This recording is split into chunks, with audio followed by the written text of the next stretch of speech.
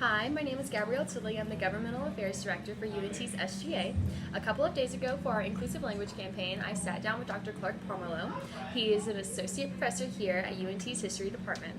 He graduated from the University of Washington with a bachelor's in history, and then he went on to get his master's from the University of Arizona in pre-modern European history, and then he earned his PhD from the University of Arizona in United States history. So the other day I sat down and talked to him about sex, gender, and sexuality in our society and how it's developed over time. Good morning. Thank you for being with us, Dr. Pomerleau. Good to be here. So I wanted to start the conversation just by asking what you think the most important thing is that people need to know when they have conversations about gender, sex, or sexuality. Inclusive language is something that has developed as people have gotten really conscious about thinking through the consequences of language, right? And so we've got these people who have really considered what they can do to decrease misunderstanding. Okay.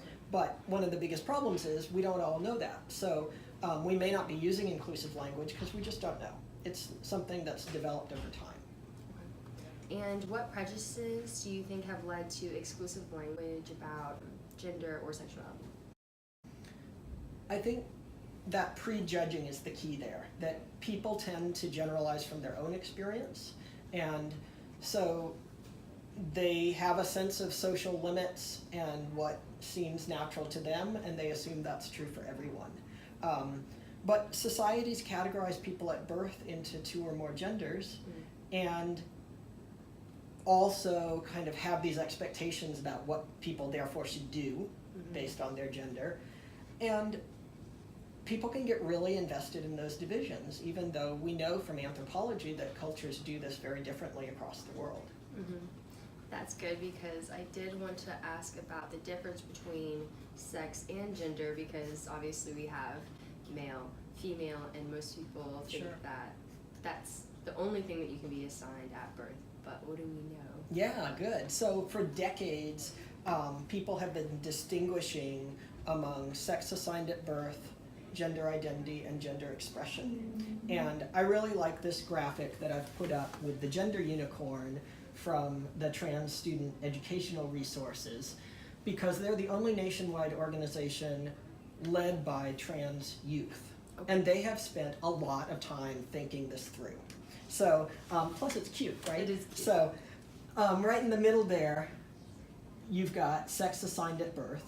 And basically, a doctor, a midwife, parents, at the birth of the infant, they look at the infant's genitals and they determine that this infant is male or female, or in some cases, intersex. Right. And the graphic here symbolizes that with a little DNA strip right under the navel of the unicorn. Right. And it's true that today it's possible to send in a swab of DNA sample and get your chromosomes tested by a company that does ancestry stuff. But really, almost nobody has a chromosome test or a test of hormone levels at birth. Really, that sex assignment is about looking at those external genitals. Okay. And so what I like about this graphic is that it puts gender identity at the top, and then gender expression, and then sex assigned at birth in the middle, to show that physical anatomy and appearance are not determinant of one's sense of self. So with gender identity, that's one's internal sense of one's own gender. And the graphic lists some common ones: female, woman, girl, boy, man, male. There are other genders, which is the bottom arrow there. Our English language society doesn't really have lots of terms inherent in the dominant society about variation, but other cultures do have established other genders. Like the hijra in India, for example. So what Americans have done as part of inclusive language and self-determination is they have been, creating more words to describe what is not just male, boy, man, female, girl, woman. Okay. So the thing that then becomes kind of problematic is we're wearing clothes, we're not telepathic, we're not going around looking at each other's crotches, I hope. So we don't know what someone was assigned at birth, and we don't know what they think of themselves.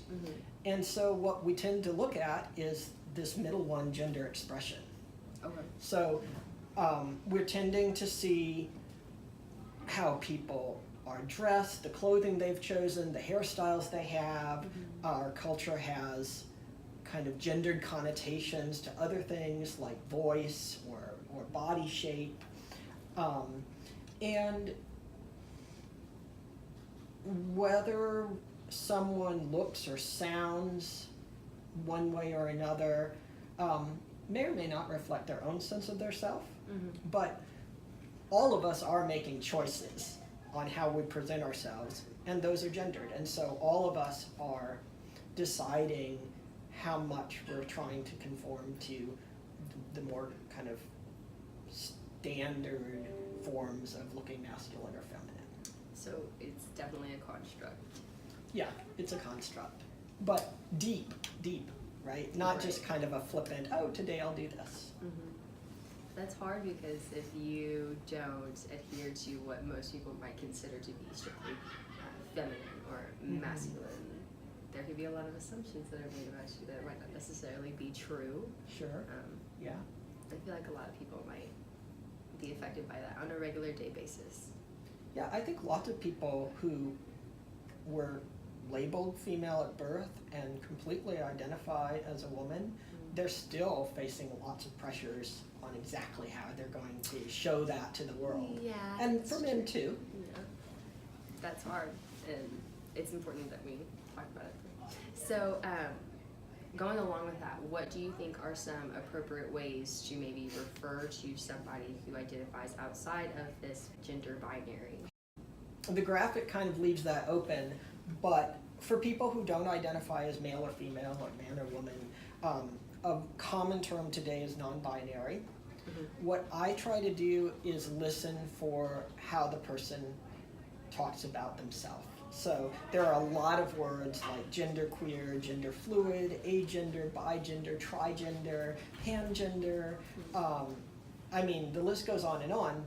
And I see that as somewhat like what you tell me your name is and what you tell me your pronouns are. I can't guess one's name at all. I might think I'm guessing correctly on pronouns, but really all those things are you. They're specific to you, and you know better than I do. And so that's what I'm just kind of listening for. Okay, so cues kind of from that person. Okay, so overall, when dealing with this kind of conflict, how do you feel people might be able to combat prejudices that are associated with sexuality, gender identity, expression, and sex? A lot of it is about education and realizing how diverse people are.